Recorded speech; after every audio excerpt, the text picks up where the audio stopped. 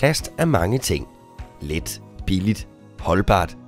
Men vi ved alle, hvor skadeligt det kan være for vores miljø. Bare tag et kig på PET. Det kan være mere end 700 år om at blive nedbrudt på lossepladser, så hvad er dine muligheder? Hvis du vil have alle fordelene ved plastik, men alligevel begrænse den negative påvirkning på miljøet, skal du kigge efter rPET. rPET er genbrugsplast, normalt fra plastikflasker.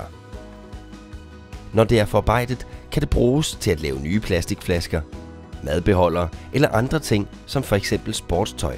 Og det bedste er, at de kan genbruges igen og igen. C. Hvert kilo genanvendt plast undgår udledningen af omkring 1,5 kg CO2 til atmosfæren. Det svarer til samme udledning som 1 times flyvetur. Hvad ellers? rPET kræver op til 50% mindre energi end ved produktionen af ny plast. Hvad kan du gøre? Se efter produkter lavet med rPET, når du laver dine daglige indkøb.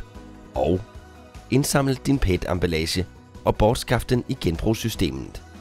På den måde kan plast få nyt liv som rPET og blive en del af det cirkulære system.